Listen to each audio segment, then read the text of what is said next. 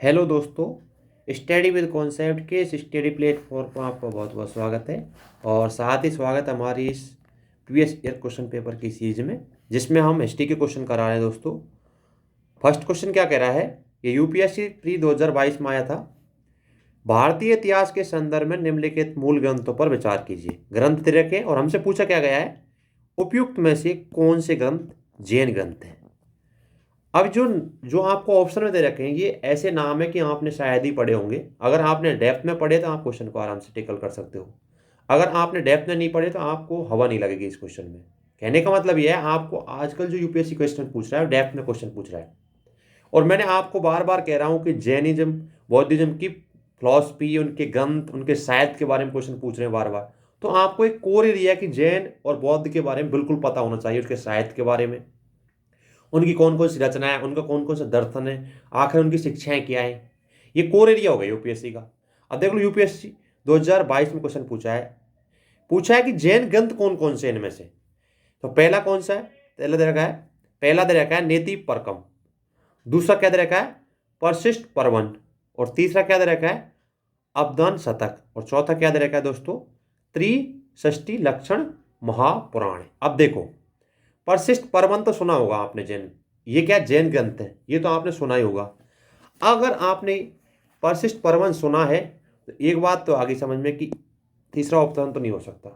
लेकिन ये 2022 का पेपर है, 23 में पैटर्न चेंज हो चुका है दोस्तों। 23 में क्या पूछा गया है, केवल एक युग में सही, केवल दो युग में सही, केवल तीन युग में सही, केवल चार युग में सही।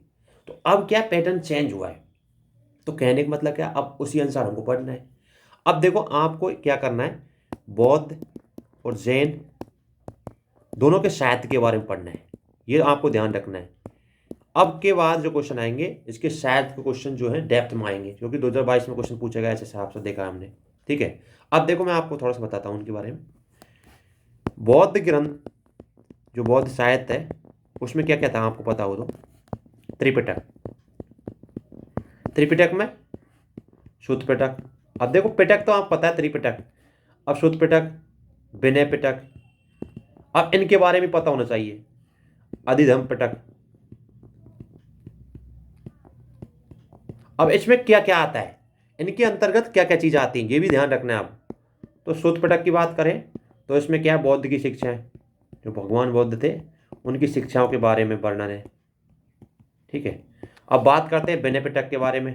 तो विनय पिटक में क्या है दोस्तों, विनय पिटक में है, क्या है, संघ के जो नियम थे, विनय पिटक की बात कर रहा हूं मैं, संघ के नियम, आचार विचारों एवं विधि निषेध, इसमें दे रखे हैं विनय पिटक में। अधिधम पिटक में क्या है दोस्तों, अधिधम पिटक में दोस्तों क्या है, बौद्ध धर्म का दार्शनिक है, दार्शनिक सिद्धांत क्या क्या है इनके। अब इसके डेप्थ में क्वेश्चन पूछ जा सकते हैं आपसे अगली बार। ठीक है, इसके अलावा मिलिन पनाहो, ये भी बौद्ध धर्म से संबंधित है, इसमें भी ग्रंथ जो है। और ये पता होना चाहिए कि किस किस के बीच में ये वार्ता है, मनांडर और बौद्ध भिक्षु नागसेन के बीच में। ये क्वेश्चन पूछा गया पीसीएस में भी। अब नागसेन की जगह क्या दे देगा क्वेश्चन में आपकी बात, नागार्जुन दे देगा। तो ये चीज़ आपको छोटी छोटी मिस्टेक है ना, इस पर ध्यान रखना है। इसके अलावा जैन के साहित्य में कौन कौन से, और दीपवंश और महावंश, सॉरी ये बात करें बौद्ध ग्रंथ की, बौद्ध साहित्य की बात चल रही है, जैन की नहीं, महावंश। ठीक है, इसके अलावा एक नेति परकारण करके है, ये भी बौद्ध ग्रंथ है दोस्तों। और एक है महानिब्बाना सूत्र, ये भी क्या है दोस्तों, बौद्ध धर्म से संबंधित है। अब देखो, नेति परकम की बात कर रहे हैं, तो नेति परकम अगर ये पता होता आपको, नेति परकरण, या ऐसे बोल सकते हैं नेति प्रकरण, प्रकरण, कारण नहीं करण, नेति प्रकरण। अगर इसके बारे में आपको पता होता, नेति प्रकरण के बारे में, तो देखो, अगर आपको पहले के बारे में पता होता, अगर पहला नहीं है तो देखो सीधा ही आंसर आ रहा था, 2 ऑप्शन तो निकल जाते। ठीक है, 2 ऑप्शन निकल गए, अब 2 ऑप्शन बच रहे हैं। इसमें ये देखना है आप तीसरा ऑप्शन क्या है। ठीक है, तो मेरा कहने का मतलब है ऐसे आपको पता हो तो आप अभी भी एलिमिनेशन लगा सकते हैं। अब जो क्वेश्चन आ रहा है उसमें यह है कि चौथा ऐसे दे रखा है ना, 4 युग्म सही है तो चारों में से एक हट जाएगा तो 3 युग्म तक तो पहुंचेंगे नहीं बात। मेरा कहने का मतलब ये है। अब आपको पता होना चाहिए कि बौद्ध को तो हमने पढ़ लिया, अब बात करते हैं हम जैन के साहित्य के बारे में। ठीक है, अब हम जैन साहित्य के बारे में पता करते हैं कि आखिरकार जैन साहित्य में क्या क्या चीज़ है। देखो, जैन साहित्य में मेन चीज़ क्या है, आगम है। एक परशिष्ट पर्व करके एक क्या है, हेमचंद द्वारा लिखी किताब है, वो भी जैन के बारे में बताती, जैनों के बारे में। अब देखो, महापुराण, कलिका पुराण, ये क्या है, ये जैन ग्रंथ है दोस्तों से संबंधित है। अब आप देखेंगे तो पुराण पुराण ये क्या हम समझेंगे कि भाई ये हिंदू धर्म से संबंधित, लेकिन हिंदू से नहीं, ये जैन से संबंधित है। भगवती सूत्र, जिसमें 16 महाजनपदों के बारे में बात भी की गई है दोस्तों। अब देखो, अब इसमें क्या है, परिशिष्ट पर्वन, ये जैन से संबंधित है। ठीक है, अगर 2 सही है।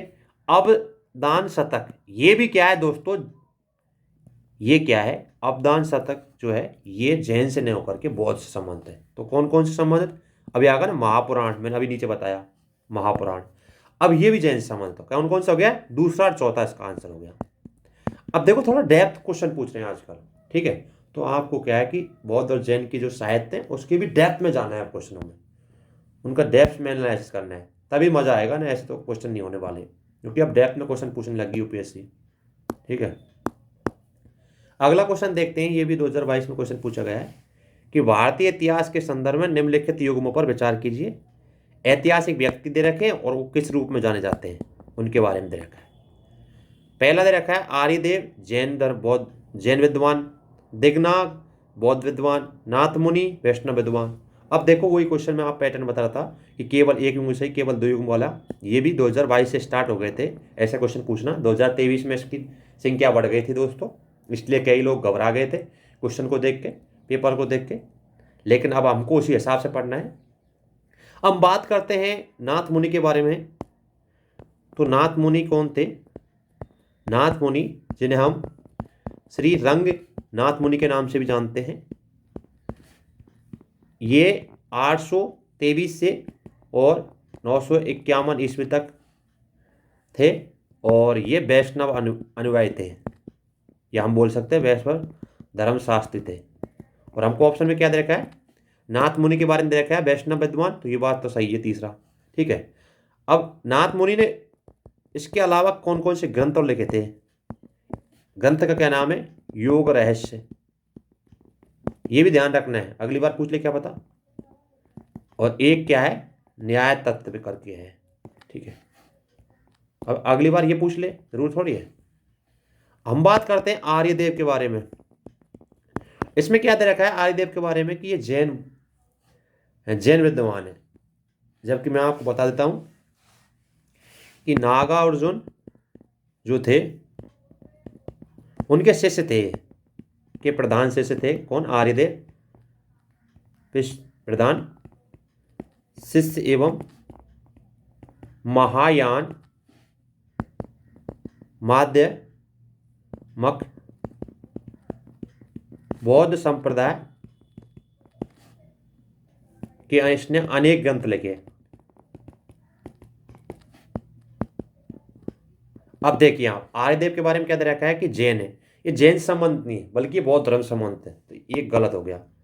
ठीक है, अब हम दिगनाग के बारे में बात करते हैं। आखिरकार दिगनाग कौन थे, तो ये क्या है, दार्शनिक थे, दार्शनिक और बौद्ध न्याय के संस्थापकों में से एक थे, संस्थापकों में से एक थे।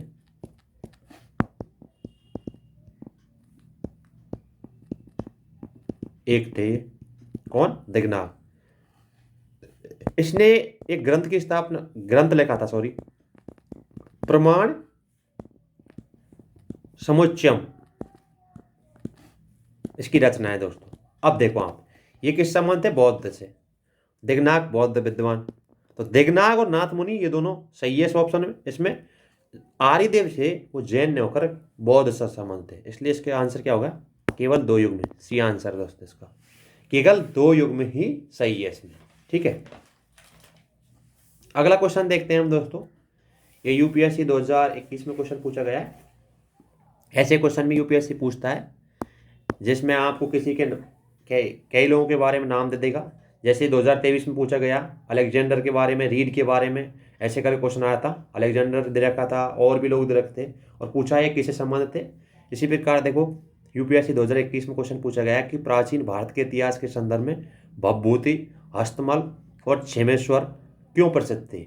आखिरकार ये जैन साधु थे, या नाटककार थे, या मंदिर वास्तुकार थे, या फिर थे दार्शनिक थे? ऐसा क्वेश्चन यूपीएससी बार बार पूछ रहा है। तो हमको क्या करना है कि कोई भी किसी भी काल में कोई भी हो, चाहे वो दार्शनिक हो, चाहे वो साधु हो, चाहे वो नाटककार हो, उनके बारे में आपको पता होना चाहिए। किसी भी काल में क्वेश्चन आ सकता है, किससे संबंधित है। तो अगर हम गुप्त काल के बारे में पढ़े तो गुप्त काल में कौन कौन दार्शनिक थे, या कौन किसने क्या लिखा है, किसके समकालीन थे, ऐसी चीज़ें आप ध्यान रखनी पड़ेगी। आपको टाइम लाइन ध्यान रखनी पड़ेगी, क्योंकि यूपीएससी क्वेश्चन पूछ रहा है बार बार। ठीक है, अगर आपको भवभूति किसी एक के बारे में पता होता तो इस क्वेश्चन का आंसर निकल जाता। जैसे मुझे पता है इसका भवभूति के बारे में। ठीक है, भवभूति क्या है? ये 700 ईस्वी में भारतीय नाटककार था। अब एक के बारे में पता होना चाहिए इसमें। अब एक के बारे में पता नहीं है ना, तो फिर आप क्वेश्चन नहीं हो पाएगा, क्योंकि तुक्कों से क्वेश्चन नहीं होता कभी भी। ठीक है, नाटककार और कवि थे। अब आपको एक के बारे में पता है, भवभूति के बारे में पता था, तो आंसर हो गया इसका बी, नाटककार और कवि थे ये। ठीक है, इसके अलावा क्या है दोस्तों, जो भवभूति थे, भवभूति ने क्या किया? भवभूति ने मुख्य रूप से जो कन्नौज की बात हम करते हैं, कन्नौज के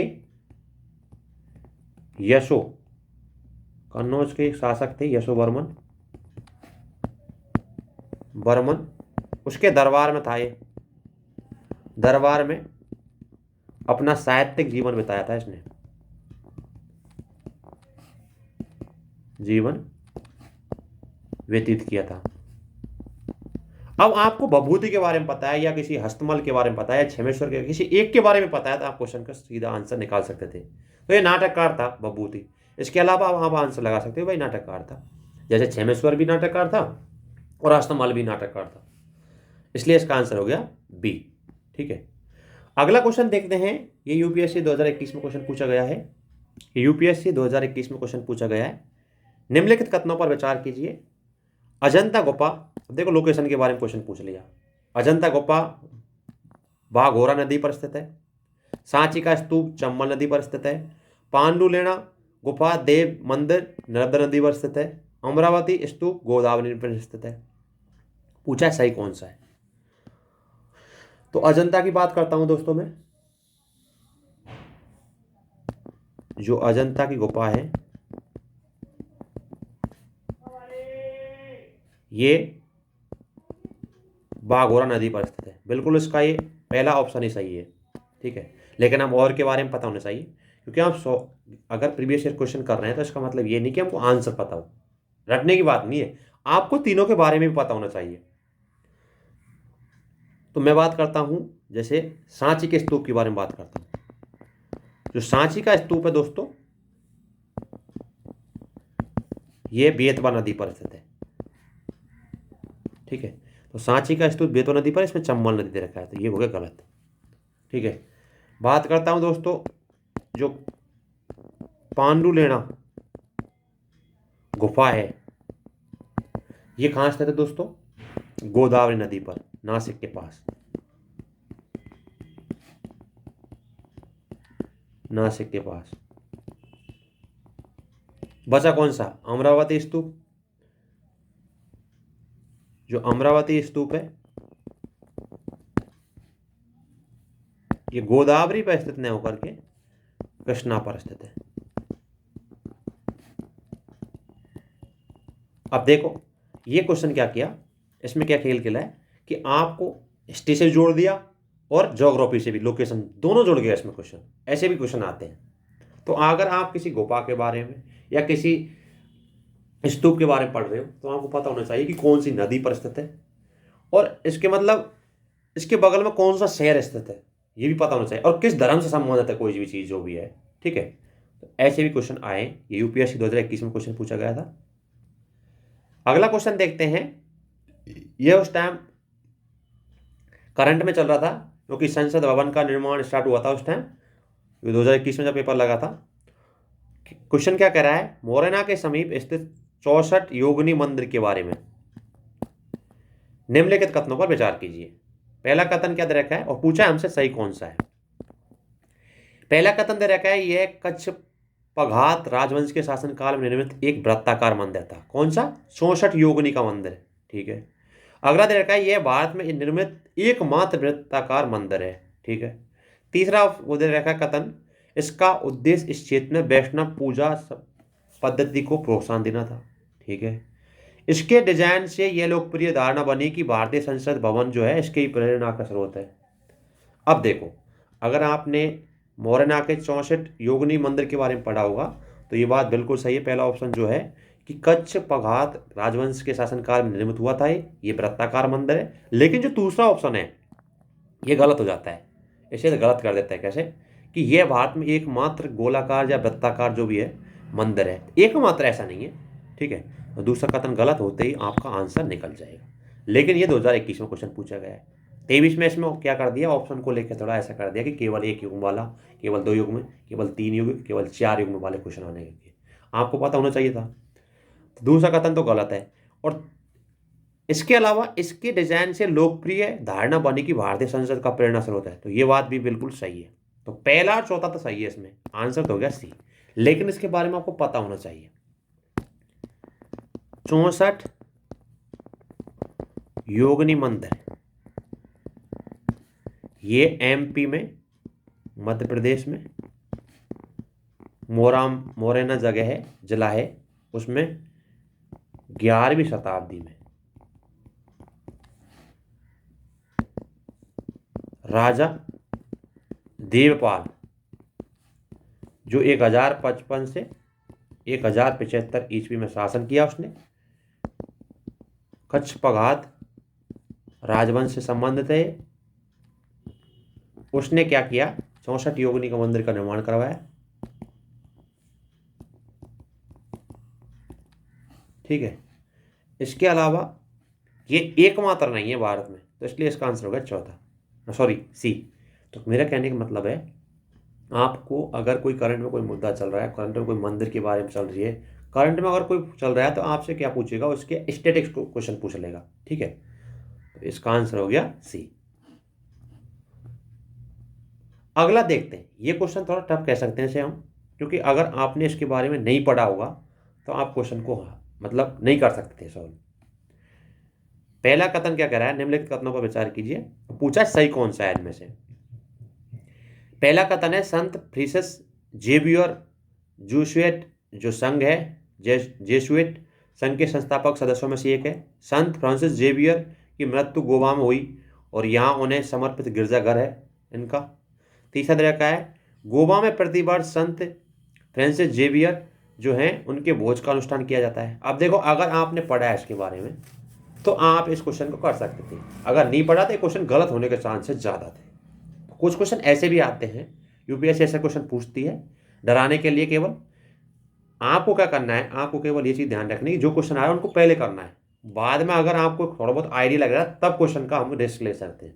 ठीक है, वैसे इसका आंसर सी है दोस्तों। अगर इसके बारे में थोड़ा सा पता होगा तो ही आप कर सकते हैं। एक चीज़ मैं बताता हूँ आपको कि सेंट फ्रीसस जेवियर जो थे, इनके जो भोज की बात कर रहे हैं हम, उसे क्या बोलते थे, एक पर्व मनता है इनका। ठीक है, उसे बोलते हैं जीसस के बेसिलिका करके होता है ये पर्व। ठीक है, ये इनका भोज जो होता है उसको बोलते हैं। और ये जो है ये यूनेस्को की विश्व धरोहर में भी स्थल है। और गोवा में क्या है, पुर्तगालियों से आपने पढ़ा होगा कि पुर्तगाली गोवा में ज़्यादा, मतलब उनका ज़्यादा राज्यकाल गोवा में ही था पुर्तगालियों का, और लास्ट में, सबसे लास्ट में यही गए थे। ठीक है, तो गोवा वाला बिल्कुल सही है, इसमें 1 और 3 तो सही है, दूसरा गलत है, इसका आंसर है सी। ये क्वेश्चन थोड़ा ऐसा था कि अगर आप इसके बारे में जान रहे तभी इस क्वेश्चन को कर सकते थे, वरना आपको कोई भी आइडिया नहीं होता इस क्वेश्चन के बारे में। ठीक है, अगला क्वेश्चन देखते हैं। ये 7 नंबर क्वेश्चन है। क्वेश्चन क्या कह रहा है, भारत के सांस्कृतिक इतिहास के संबंध में पारमिता शब्द का सही विवरण निम्न में से कौन सा है। अब देखो, टर्मोलॉजी क्वेश्चन पूछते हैं, टर्मोलॉजी वाले शब्दावली क्वेश्चन पूछे जाते हैं यूपीएससी में। अब आपको अगर इसके बारे में बिल्कुल ही पता नहीं, कोई दिक्कत नहीं, क्वेश्चन को पढ़िए पहले आप। पहला कथन कह रहा है, सूत्र पद्धति में लिखे गए प्राचीन धर्म पाठ। ऐसा कुछ मैंने कभी सुना नहीं है इसके बारे में, ऐसा परमता तो नहीं निकलेगा इसका अर्थ ऐसा कुछ। वेदों के प्राधिकार को अस्वीकार करने वाली दार्शनिक संप्रदाय, ऐसा भी मैंने नहीं सुना। परिपूर्णताएं जिनकी प्राप्ति से बौद्ध पथ प्रशस्त हुआ। ठीक है, अगला क्या कह रहा है, आरंभिक मध्यकालीन दक्षिण भारत की शक्तिशाली व्यापारिक श्रेणियां। तो व्यापारिक श्रेणियां तो ऐसी आपने कभी सुनी नहीं होगी, कॉमन सेंस का क्वेश्चन था, अगर आपको नहीं आ रहा तो कोई दिक्कत नहीं। आप देखिए कि परमिता, परमिता ऐसा अर्थ क्या निकल रहा है, परमिता मतलब पूर्ण, पूर्ण ऐसा कुछ निकल रहा है, तो परिपूर्ण वाला तीसरा ही ऑप्शन है केवल, इसलिए इसका आंसर हो गया सी। मुझे अगर ये क्वेश्चन नहीं आ रहा फिर भी मैं क्या कॉमन सेंस इस क्वेश्चन को कर सकता था। इसके बारे में मैं बताता हूं आपको, पारमिता जो क्या होता है, इसका मतलब टर्मोलॉजी, ऐसे क्वेश्चन यूपीएससी पूछती है टर्मोलॉजी से क्वेश्चन। पारमिता एक बौद्ध साहित्यिक शब्द है,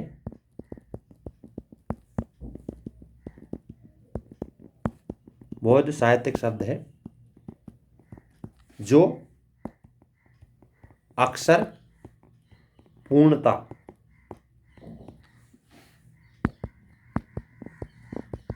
के रूप में अनुवादित है, सॉरी अनुवादित है, अनुवाद किया जाता है, कहने मतलब किया जाता है। अगर आप कोई क्वेश्चन नहीं आ रहा फिर भी आप क्वेश्चन कर सकते हैं कि परिपूर्णता ऐसा कुछ अर्थ निकल रहा है, क्योंकि इनमें से ऐसा कोई अर्थ नहीं निकल रहा जिससे क्वेश्चन कर सकते हैं, इसलिए इसका आंसर होगा सी। ऐसे भी क्वेश्चन आते हैं कॉमन सेंस के क्वेश्चन। ठीक है, यूपीएससी आपसे ऐसे नहीं है कि बिल्कुल टफ क्वेश्चन देगा, यूपीएससी चाहता है कि आपको कॉमन सेंस से भी क्वेश्चन होना चाहिए, कितना कॉमन सेंस है आप लोगों में। ठीक है, हमारी यही चीजें चेक करती है यूपीएससी। अगला क्वेश्चन देखते हैं, ये 2020 में क्वेश्चन पूछा गया, प्राचीन भारत के विद्वानों और साहित्यकारों के संदर्भ में निम्नलिखित कथनों पर विचार कीजिए, और पूछा है सही कौन सा है। पहला कथन है, पाणिनि पुष्यमित्र शुंग के संबंधित हैं, अमर सिंह जो थे हर्षवर्धन से संबंधित है, कालिदास थे चंद्रगुप्त द्वितीय से संबंधित। तीसरा कथन ये है। तो मैंने आपसे अभी क्या बोला था कि आपने किसी भी गुप्त काल में, किसी भी शासन काल के या किसी भी शासक के बारे में पढ़ा है, तो उस काल में कौन कौन से विद्वान थे, किसके समकालीन थे, उनके द्वारा कौन कौन से साहित्य लिखे गए, इनका पता होना चाहिए। और ऐसा क्वेश्चन यूपीएससी 2022 में पूछ लिया। अगर हम पाणिनि की बात करते हैं दोस्तों, तो पाणिनि अष्टाध्यायी की रचना की थी, इसका तो आपको पता ही होगा। ठीक है, लेकिन जो पाणिनि थे वो 6वीं शताब्दी ईसा पूर्व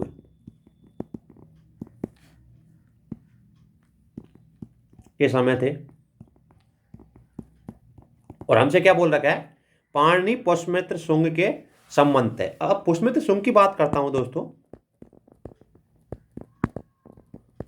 तो इसने क्या है, शुंग वंश की स्थापना की थी, ये तो पता ही आपको। 185 ईसा पूर्व में मौर्य साम्राज्य का पतन किया, अंत किया, मतलब मौर्य साम्राज्य का अंतिम जो शासक था उसका वध किया इसने, और शुंग वंश की नींव रखी। अब बात कर रहे हैं पाणिनि की, पाणिनि 6वीं शताब्दी में, पुष्यमित्र शुंग 185 ईसा पूर्व में, तो ये तो हो ही नहीं सकता ना। तो पहला कथन गलत, पहला गलत, तो बचे 2 ऑप्शन। अब देखना है दूसरे के बारे में, अमर सिंह हर्षवर्धन से संबंधित है। अमर सिंह जो थे हर्षवर्धन से संबंध नहीं करके चंद्रगुप्त द्वितीय के काल में थे। और अमर सिंह ने अमर कोश करके एक ग्रंथ लिखा, अमर कोश। तो ये कथन भी दूसरा, अगर दूसरा गलत हो जाता है तो कालिदास के बारे में तो आप जानते होंगे कि चंद्रगुप्त द्वितीय के काल में था ये, ठीक है। तो ये इसका हो गया तीसरा, केवल तीसरा सी आंसर है। तो ऐसे आप क्वेश्चन करना है, ठीक है। चंद्रगुप्त द्वितीय के काल में थे कालिदास, और इसने क्या क्या लिखा था। तो एक ग्रंथ आपने सुना होगा, मालविका अग्नि मित्र करके एक ग्रंथ था। किसने लिखा था दोस्तों? तो कालिदास ने लिखा था, ठीक है। तो इसका आंसर हो गया केवल 3। कालिदास जो थे चंद्रगुप्त द्वितीय के समय थे, बिल्कुल सही है। तो ऐसे मैंने आपसे बोला था कि आजकल क्या टाइम लाइन से क्वेश्चन पूछ जा रहे हैं, तो ये भी ध्यान रखना है आपको, ठीक है। अगला क्वेश्चन देखते हैं। मैंने अभी बताया था कि जैनिज्म बौद्धिज्म की जो दर्शन है उसके बारे में क्वेश्चन पूछे जा रहे हैं, ठीक है। तो अब देख लीजिए 2020 में क्वेश्चन पूछा गया है, भारत के धार्मिक इतिहास के संदर्भ में निम्नलिखित कथनों पर विचार कीजिए। स्थिरवादी जो थे महायान बौद्ध धर्म से संबंधित थे। दूसरा ऑप्शन दे रखा है कथन, लोकोत्तरवादी संप्रदाय जो था बौद्ध धर्म के महासंघीय संप्रदाय की एक शाखा थी। महासंघिकों द्वारा बुद्ध के उसके, क्योंकि बुद्ध को महान मानते थे महायान संप्रदाय, उनको पूछते थे, तो उसके जो देवात्रोपण जो थे ने महायान बौद्ध धर्म को प्रोत्साहित किया था महासंघियों द्वारा, ठीक है। अब देखो ये डेप्थ में क्वेश्चन है, हीनयान महायान के बारे में पढ़ते होंगे। स्थिरवादी महायान बौद्ध धर्म से संबंधित है। अब देखो बौद्ध धर्म तो संबंधित है, लेकिन ये महायान से संबंध है करके हीनयान से संबंधित है। बस इतना सा गलती कर दी आपने, क्वेश्चन गलत हो जाएगा। छोटी छोटी सी मिस्टेक है यहाँ पे। पहला अगर गलत है तो आपका आंसर तक आप पहुंच सकते हैं, ठीक है। लेकिन अब पैटर्न चेंज है, आपको पता होना चाहिए इस चीज़ का। तो मैं बताता हूँ इसके बारे में, ठीक है। स्थिरवादी, एक मिनट, स्थिरवादी जिसे हम बोल सकते हैं स्थिरवादी करके था ना, क्या था, अच्छा सॉरी, स्थिरवादी, ये बौद्ध की हीनयान बौद्ध संप्रदाय से संबंध थे। पहला कथन तो हो गया गलत।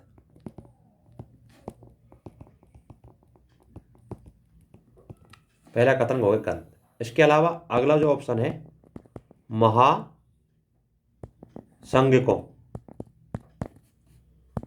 इनकी शाखाएं थी लोकोत्तरवाद,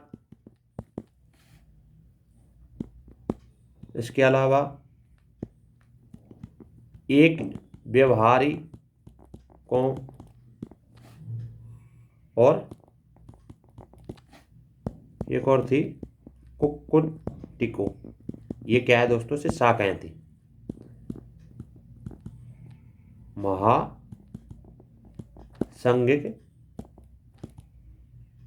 संप्रदाय की शाखाएं।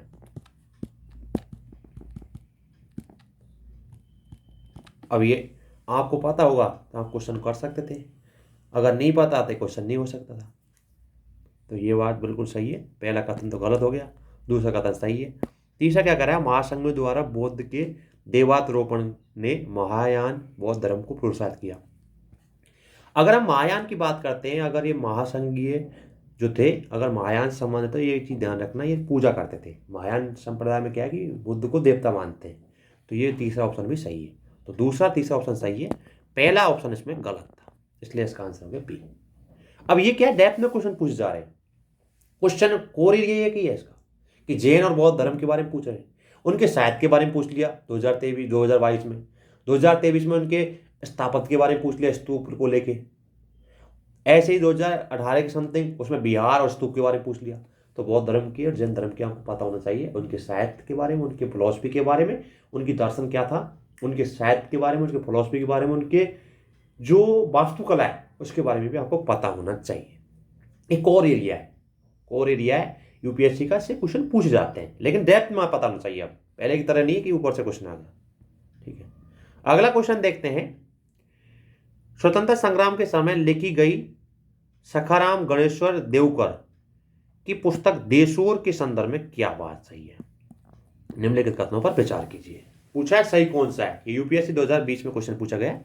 तो शायद से क्वेश्चन बार बार पूछे जा रहे हैं, चाहे वो आधुनिक साहित्य हो, चाहे वो मध्यकालीन साहित्य हो, चाहे प्राचीन कालीन साहित्य हो, इतिहास में उनसे क्वेश्चन पूछे जा रहे हैं। किसी बुक से क्वेश्चन पूछ लिया, कोई बुक का नाम पूछ लिया, या किसी बुक के बारे में पूछ लिया। अब ये क्या है? देशोर कथा।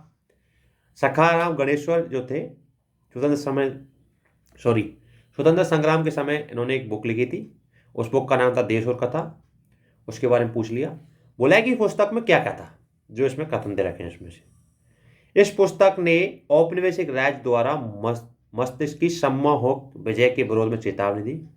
पहला कथन। दूसरा कथन, इस पुस्तक ने स्वदेशी नुक्कड़ नाटक और लोकगीतों की प्रेरणा की। बिल्कुल बात सही है, ये बात बिल्कुल सही है अगर इसके बारे में आपने पढ़ा हुआ तो। तीसरा क्या है? देवस्कर द्वारा देश शब्द का उपयोग बंगाल क्षेत्र के विशिष्ट संदर्भ में किया गया है। अब देखो, आप एक चीज ध्यान से देखो कि आप कॉमन सेंस अगर लगाएंगे तो देवस्कर का भाई जो देश लिखा है शब्द, ये बंगाल के लिए क्यों होगा? पूरे देश के लिए बात होगी। तो ये कथन हो गया गलत। एक कथन गलत हो गया तो इसका आंसर निकलने को तो हो गया भाई ये आंसर। लेकिन ऑप्शन अब क्या है? एलिमिनेशन सिस्टम खत्म कर दिया यूपीएससी ने। ठीक है, पता होना चाहिए। तो पहला और दूसरा कथन सही है, इसका आंसर हो गया ए।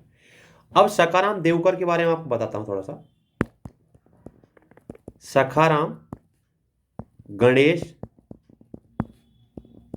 देवस्कर थे। इन्होंने एक अखबार निकाला था। अब अखबार के बारे में पता चाहिए। हितवादी,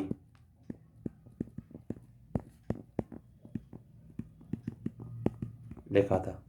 इसके अलावा देशोर कथा पुस्तक लिखी थी, जिसके बारे में बात ही कर रहे हैं। तो ऐसे अब इसके बारे में आपको पता होना चाहिए था। व्यक्तित्व, जैसे पर्सनैलिटी बात करते हैं, पर्सनैलिटी से क्वेश्चन पूछे जा रहे हैं। तो मेरा कहने का मतलब क्या है दोस्तों, आपको चीज़ों को इस चीज़ में देखना है कि आपने जैसे अभी पढ़ा तो इसमें क्या देखा इस वीडियो में कि जैन से क्वेश्चन पूछे जा रहे हैं, बौद्ध से क्वेश्चन पूछे जा रहे हैं। ठीक है, इसके अलावा जैसे इसमें देखा गया कि गुफाओं से क्वेश्चन पूछे कि कौन सी नदी पर स्थित है, लोकेशन से क्वेश्चन पूछे जा रहे हैं। इसके अलावा किसी के राज्यकाल में, मान ले गुप्त काल में या गुप्त साम्राज्य में कोई नाटककार था, कोई मतलब किसी ने बुक लिखी है, पुस्तक लिखी है, किसके समकालीन था, ऐसे क्वेश्चन पूछे जा रहे हैं। तो मेरे कहने का मतलब क्या है, कोर एरिया वही है, यूपीएससी की कोर एरिया वही है, लेकिन क्वेश्चन पूछने की जो प्रवृत्ति है वो बदल गई है। क्वेश्चन तरीके अलग हो गए कि आपसे अब क्वेश्चन डेप्थ में क्वेश्चन पूछ जाते हैं। पहले की तरह नहीं कि भाई ऊपर से क्वेश्चन पूछ लिया। तो हमको प्रीलिम्स एग्जाम क्वालिफाई करना है, तो उसमें एक चीज ध्यान रखनी, कोर एरिया के बारे में पता चलना है। यूपीएससी हिस्ट्री में कोर एरिया क्या है यूपीएससी का, और उसका एनालिसिस करना है। उसके डेप्थ में क्वेश्चन पूछ जाए तो आपको डेप्थ में पढ़ना है, तब तो इस प्रीवियस ईयर क्वेश्चन की चीज को आपको मतलब निकलेगा। वरना आप क्या करेंगे कि भाई आपने देख लिया आंसर कर दिया, इससे कोई मतलब नहीं निकलेगा आपको। ये तो झूठी सांत्वना देने होगी अपने आप को, ऐसे क्वालिफाई नहीं होगा। आपको चारों ऑप्शन अगर आपने पढ़े हैं तो ये क्यों गलत है, इसके बारे में पूरी डिटेल पता होनी चाहिए। मैं आपको हर चीज़ नहीं बता सकता, आपको खुद को भी करनी है कुछ चीज़ें, मैं आपको तरीके बता रहा हूँ। ठीक है, धन्यवाद दोस्तों यहाँ तक रहने के लिए आपको।